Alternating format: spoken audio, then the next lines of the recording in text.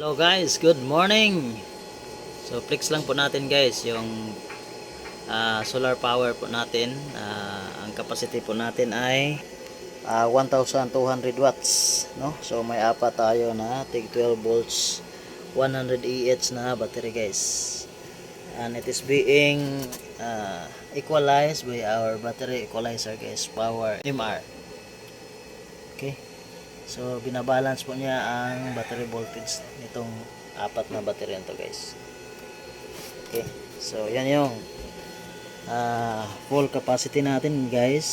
Apat na battery 1,200 watts. At ito naman ang ating Snuddy inverter na pure sine wave inverter po ito guys. 3 kilowatts po ito yung capacity niya. So hindi pa ito na full load natin.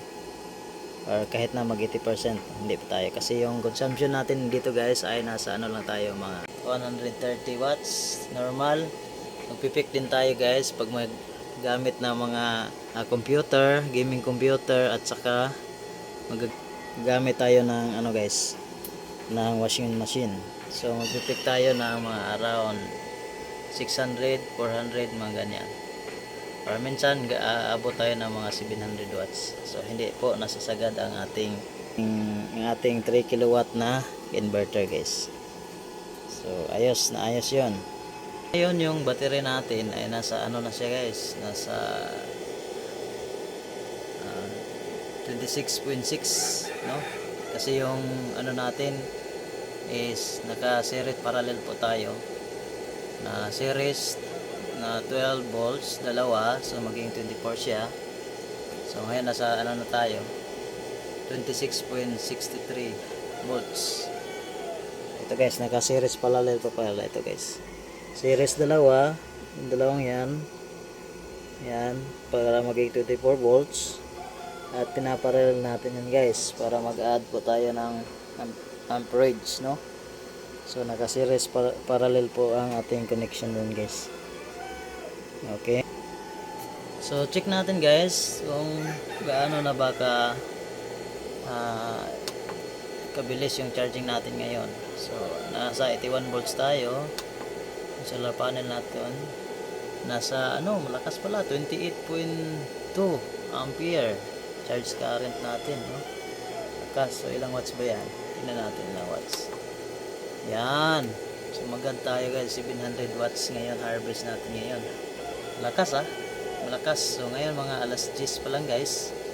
So malakas na harvest natin, nagpipik na siya ng mga around 800 watts. So mabilis ang charging current natin ngayon guys. So today's harvest, tingnan natin, naka 39 Ah na po tayo guys. So tingnan natin, hindi ba masyado siyang mainit yung charge controller natin. Okay, nasa ano pa siya, 43 degrees C. 43 degrees C pa siya guys. So ayos lang yan. So balik natin siya sa default.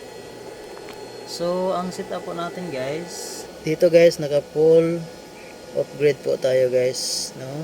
So kung makita niyo yan, full off grid tayo kasi wala kaming connection dito sa utility. Almost 2 years na kami nito nagamit guys, wala kaming connection sa utility.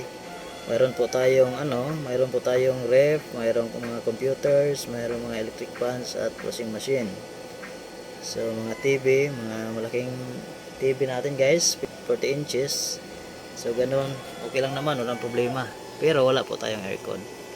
Yan talaga. Guys, mini lang to, hindi pa siya masyadong na-harness ng maayos kasi wala pa tayong masyadong na Google na time dito, no? Maliban lang sa pag-setup nitong maliit na setup na to. Ayan. Mga cabling system natin.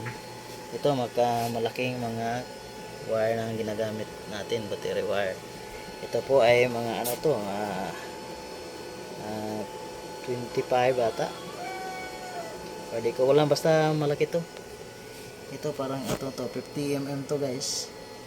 50 mm yung pinaparallel po natin. Yan. Saka yung nagcha-charge niya, galing sa charge controller natin guys. Yan, malaki yan. malaking wire yan. So wala pa tayong voltage drop dyan masyado. So konti lang ang resistance natin dyan. Pero itong hatak sa sa inverter guys, ano na to, kalimutan ko ano yung size nito. So ito yung parang di-discharge natin kasi galing punta siya sa inverter. So wala namang problema, no? Dito mainit. Walang problema, okay lang yung capacity niya. Wala tayong voltage drop dyan nangyari. So okay lang yan, efficient pa rin yan. Pero ang problema ang mamahal ng mga wire na to, no? Ang mamahal. Pero at least pag matagalan, okay na rin to. Sa initial na investment lang medyo malakihan tayo. So papakita po natin guys yung natin, yung circuit breaker natin at saka yung power monitoring, no. So ito yung circuit breaker natin, ito yung DC breaker natin, yung sa right itong si Gizen, at ito naman si AC circuit breaker natin, no, si Himel pala. At saka yung power monitoring natin guys, Taxnail. So maganda ito guys, makita natin yung how much na kinoconsume natin na power ngayon, at saka yung kabuuang na-consume natin. Ito although hindi ko ito nalagay kaagad, so nasa na mga 6 months na. So ganito pang na-consume natin guys.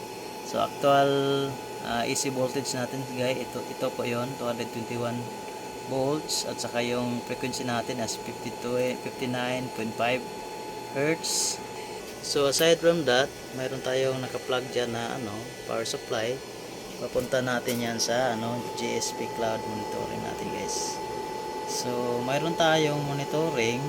So ito guys, pakita ko sa inyo guys, ito yung natin guys, GSP Cloud monitoring yan, GSP Cloud monitoring. So nasa po natin guys, cellphone po yan, pwede natin yan ma-view kahit saan, so may monitor tayo kung ilang percentage na ba yung na-charge ng battery natin. So ngayon makita natin na nasa 98% na siya guys, malapit na ito mag-full. So ang aga pa, malapit na siya mag-full, So ito yung solar panel power natin guys, nasa 607 watts. At saka yung charging status natin is naka MPPT pa tayo ngayon, MPPT charging. Hanggang sa mag-float na yan guys, ibig sabihin mag-float na dito, full na yan siya guys. So 100% na yan. So check natin guys. Alright, so makita natin guys, ito yung ating ito yung laman ng GSP Cloud, so makita nyo na dyan na guys, yung voltage natin ito mga 80 plus, yung current natin 7.3, saka overpower PV power na napoproduce na ating solar panel is 600 watts mahigit. So nasa 98% na po natin ang ating battery guys. Basta may makita kayong historical data dyan guys, kung ilan ba na produce ng solar panel niya sa buong araw at saka sa buong buwan. So ito guys, may battery monitor tayo, ilang temperature, mga 32 degrees ngayon, at saka yung device, yung charge controller natin guys, nasa 41 degrees C. So ito po yan siya guys, yung ganyan,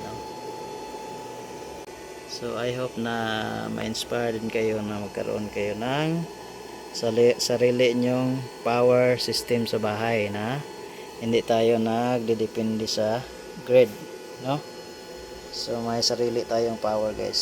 So independent po tayo, wala po tayong matatanggap na bill every month, kasi nag-harvest po tayo ng energy from the sun. Harvest po tayo ng power galing po sa araw guys, sa pamagitan ng sa ating solar panel at ito mga kagamitan na to. Okay, comment nyo lang guys kung may mga tanong po kayo dyan sa comment section ng ating YouTube channel. Thank you and God bless. Bye bye.